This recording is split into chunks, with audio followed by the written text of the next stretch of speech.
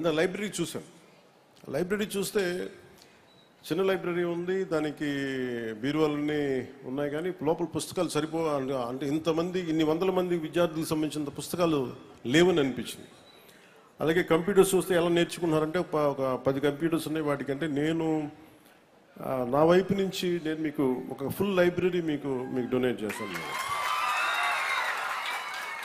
ఎందుకంటే మీరు స్కూల్లో నేర్చుకునేది ఒకటి, అధ్యాపకులు చెప్పేది ఒకటి, మీరు స్వంతంగా మీరు పుస్తకాలు చదవటం. ఎంతసేపు కూర్చోబెట్టి ల్యాప్టాప్స్లో కూర్చోవడం, ఫోన్లు చూడటం.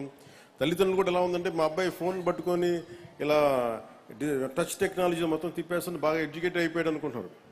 ఇంగ్లీష్ నేర్చుకుంటే ఇంగ్లీష్ వచ్చిన దానివల్ల మనకు తెలివితేటలు రావు. ది క్రియేటివ్ కెపాసిటీ, ఇన్నోవేట్ చేయగలిగే మైండ్, ఇవన్నీ రావాలి అంటే మటుకు చాలా మల్టీ టాలెంట్స్ కావాలి మనకి. మల్టీ టాస్కింగ్ చేయాలన్నా.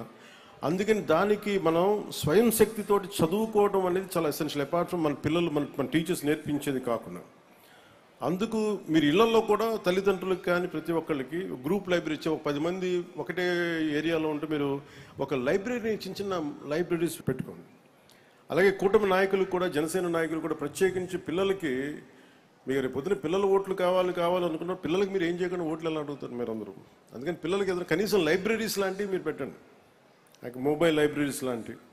అందుకని నేను నా సైడ్ నుంచి మీ లైబ్రరీని నేను ఈ స్కూల్ని నడిపితే ఎలా ఉంటుందో అలాంటి లైబ్రరీ మీకు నేను మంచి పుస్తకాలు పంపిస్తాను మీకు. అది ఇంగ్లీషు, అలాగే మీకు 3 భాషలు వచ్చు. మీకు ఆ 3 భాషలకు సంబంధించి మీకు ఒక హిందీలో మీకు రామ్ధారి సింగ్ దినకర్ లాంటి ఒక గొప్ప రాష్ట్ర కవిని మీకు చదివేలాగా ఒక హిందీ పుస్తకాలు, తెలుగు పుస్తకాలు, మంచి ఇంగ్లీష్ పుస్తకాలు, ఇవన్నీ నేను మీకు సెలెక్ట్ చేసి దాదాపు నాకు బడ్జెట్ తెలియదు కానీ అంటే మీ లైబ్రరీ నిండిపోయేంత పుస్తకాలను కొత్త బీరువాలు కూడా పంపిస్తుంది.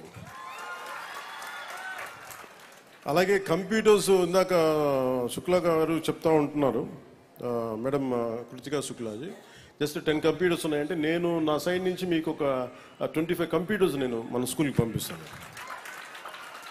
ఇవన్నీ చేసి పెడతాను.